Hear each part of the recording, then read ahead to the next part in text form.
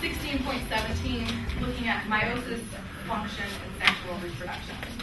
And so, in the interest of time and also not to go over a material that you already know, I'm going to just go through this very briefly, not in terms of content, but just how you could potentially use this as a way to communicate information with your students. So we will be making this presentation and the related links available to you on the website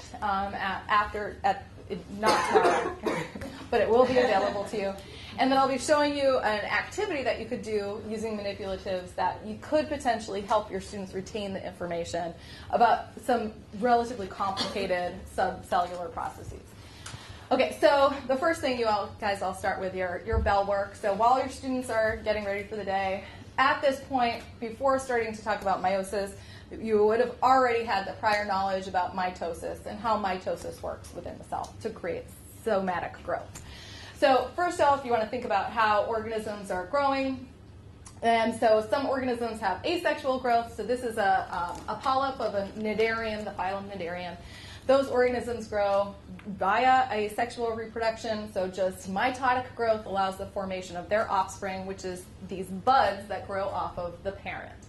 And so if we were to have mitotic reproduction and we were just to be able to produce our offspring just through mitosis, we could look like something like this. But in truth, we don't reproduce like that. Instead, we have a gametic life cycle in which we have gametes that are produced through the process of meiosis. So something to engage your students a little bit. And then you could go through some of your content. Okay, so meiosis, we're going to talk about how meiosis functions and that it is extraordinarily useful in terms of sexual reproduction.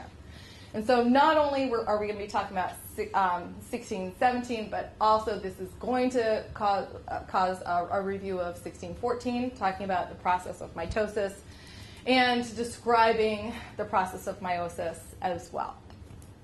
Okay, so one of your hooks, of course, everybody loves a chance to talk about sex in the classroom, right? Because you're talking about high school students that just can't get their minds off of sex. So we'll be talking about sex, and then at the end, we're going to be doing it on the table. So your students will be doing their mitosis and meiosis on the table. All right, so please don't feel like you have to use your clickers with this one, but this is one way that you can start using clickers in your class. Make sure that they are all on their seats. They're getting ready for the day. So starting to ask them questions about just some simple information. So which of these is transmitting genes from one generation to another? DNA, gametes, somatic cells, and then through this, I put PowerPoint. So you can do this, show them the answer. So of course, your gametes are being useful for transmitting the genes from one generation to the next. So in order to start here, we need to review about sexual reproduction. So with our sexual reproduction, we're talking about organisms. They're going to reproduce with gametes. Gametes are different than your sex cells, and you can talk about the difference between diploid and haploid types of cells. With your sexual reproduction, you start off with your male. In humans, you have your male gametes, which are your sperm, your female gametes, which are your eggs. And if you have fusion of your two sex cells, you end up with this fertilized egg, which is your zygote. And of course, on one mechanism, you could help your students with taking notes, either using your Cornell notes. So what is highlighted is information that your students could write down. Or you could also provide them with their blank sheets. And so in your folders also, you'll notice that for this, everything that's on the right-hand side is related to this lesson plan. So you'll see that there is a lesson plan guide related to this and a packet of materials that we're going to be going through in addition with teacher directions and handouts for students. And I recognize that this is stuff that you guys have done previously, but if it's something you can start thinking about maybe including in your lesson plans for the coming year, it's a possibility. All right, so the reason we're talking about this, of course, is that when we're talking about sexual reproduction, it is essential that we understand meiosis. And it is meiosis that's going to produce us with your gametes. And humans, of course, are eggs and sperm. And the end result of meiosis is that we're going to end up with these 4 daughter cells. And these 4 daughter cells are different than their parent cell in that they have half the amount of genetic material as the parent cell. And so with this, it of course occurs in your testes or your ovaries, depending on the person creating them. You can go over chromosome numbers, and of course this will allow you to be able to talk about the difference between chromosomes and sister chromatids, and to differentiate that. So in this figure, this is your karyotype of a human genome. These are created through the use of somatic cells in the process of mitosis. And so you have your 23 pairs of homologous chromosomes. So this is one pair of homologous chromosomes, another pair. And within your homologous chromosomes, you have your sister chromatids. Okay, so here's your karyotype of your human genome. So total of 46 chromosomes. Since it's diploid, 2n equals 46, and you have 23 individual pairs of homologous chromosomes. So if you're looking at your homologous chromosomes, it consists of these 2 individual sister chromatids attached with a centromere. One of these you get from your mom, and of course one of them you get from your dad. And even though these two chromosomes, they each are twins in that they carry the same type of material, they carry the same types of genes, so they can code for things like hair color or eye color or height, but you can have a different variant of that same gene. So you might have one gene that codes for eye color, and it occurs on both of those sister chromatids. Both of those homologous chromosomes, but on one of those it could code for the color brown, but on the other it could code for the color blue. And so this variation can be seen within the resulting organism. And so with these, you can give specific definitions of homologous chromosomes or sister chromatids. This is a common misconception among your students. I'm sure you are familiar. It's still a common misconception when you get to the college level, too. So the more times they hear it, the better off they're going to be. And so with your sister chromatids, there are 2 copies of a single chromosome. They're attached to each other. And we have pictures of these to reiterate. So we're presenting this material in multiple representations to reiterate to your students. And after this type of material, you could even have your students, you could ask another clicker question where you ask your students questions about a figure of your sister chromatid versus your homologous chromosomes. Or you could potentially ask students to pair up and draw the different things, or show them pictures of the chromosomes and ask questions about it. Okay, so you talk about your sex chromosomes and how within our humans we've got these 23 pairs. And of course, there is a difference in your females and your males. So with your females, you end up with, on your 23rd pair of homologous chromosomes, you end up with 2 X's, but your males have an X and a Y. And so this pair is not identical. So with the females, these 2 X's that females have, they are homologous, but with your males, the X and the Y are very different. The Y, of course, does not contain as many genes as the X, but it does contain some genes that are not on the X chromosome. So if we look at a comparison, Y is much smaller than your X in terms of the number of base pairs, but there are some of these genes that are not present on your X chromosome.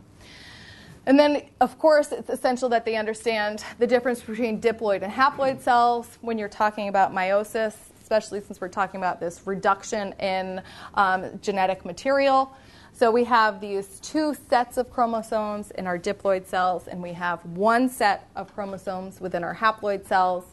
And with this, within our adult form, we have diploid adults, 2 sets of chromosomes, but as we have this process of meiosis, this reduces the amount of that genetic material by half.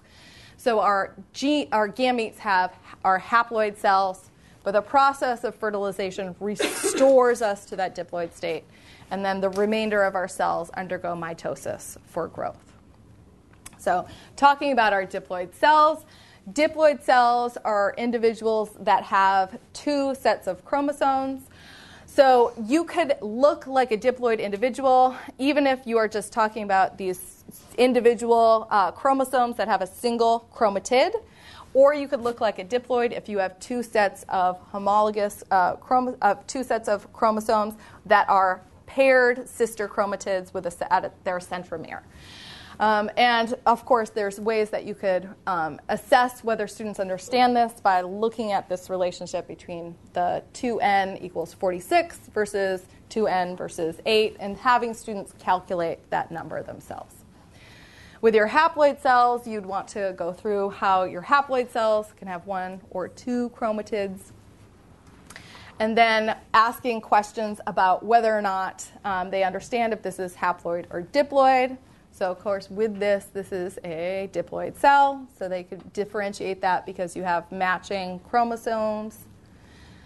And then, of course, asking a reiteration question to see if they followed that. So the reason for being able to answer that previous question is because your cell has multiple sets of chromosomes. All right, and so going over it again, understanding that when you have these different cells, you go from this parent that is diploid, you produce haploid gametes, and then fertilization restores this diploid state to make your embryo, and talking about the process of fertilization, and of course going back to this idea of the zygote, and mentioning where in this life cycle you have these different processes. Diploid adults, meiosis, haploid gametes, fertilization, restores diploidy, then mitosis. And part of the reason that we have important meiosis and why it's so essential is that within our genome, we have 46 chromosomes in our eggs. We have these, if we had 46 chromosomes in our egg, and if we had 46 chromosomes within our sperm, we would end up with an individual that had 92 chromosomes. And if it was necessary for us to have an organism with 92 chromosomes mate with another organism that had 92 chromosomes, you'd end up with an organism that had 184 chromosomes, and it would be a never-ending process, and that would be a little excessive. And it would be extraordinarily rare for an individual with 92 chromosomes, another individual with 92 chromosomes. So, meiosis and mitosis. Okay, so then going through the process of meiosis, you would want to walk through, I'm not going to walk through all of the process of meiosis with you. I want to get us to some group work. But with meiosis, you would walk your students through the different stages. What I'm going to do is just get you show us our video clip of mitosis, of meiosis. Produce gametes, eggs, and sperm through the process of meiosis. Here, we'll follow the production of male gametes by focusing on this cell as it goes through meiosis. Let's begin in the nucleus, where genetic information is stored in chromosomes. Most of a person's cells are diploid, with 2 sets of chromosomes. One set is from their mother, shown here in red, and the other set is from their father, shown in blue. Each maternal chromosome has a corresponding paternal chromosome. These matched pairs are called homologous chromosomes. During interphase, chromosomes are duplicated. Each chromosome now consists of 2 identical copies called sister chromatids. Zooming in, we see that each sister chromatid is made up of DNA wound around histone proteins. Each strand coils up into a tight helical fiber.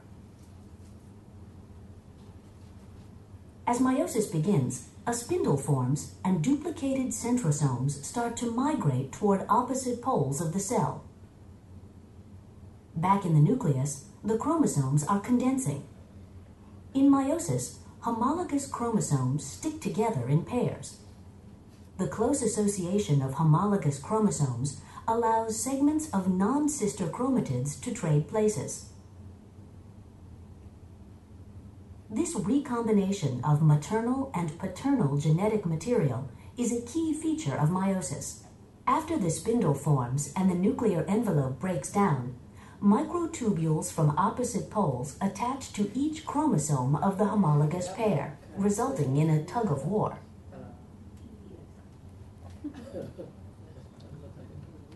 At metaphase 1, the chromosome pairs are positioned in the middle of the cell.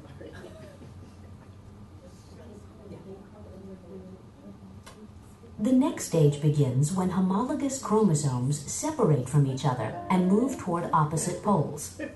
Each chromosome still consists of 2 sister chromatids.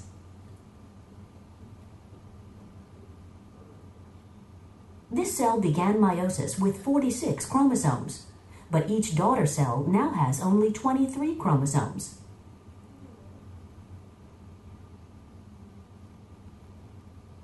In meiosis 2, microtubules from opposite poles attach to the chromosomes, which then move to the center of the cell. Next, the sister chromatids separate, becoming full-fledged chromosomes that move to opposite poles. Nuclear envelopes reform, and each daughter cell divides into 2 cells. We started with a single diploid cell, and now that meiosis is complete, we have 4 haploid cells, cells with a single set of chromosomes. These haploid cells mature into gametes that can contribute to the next generation. And that's the end.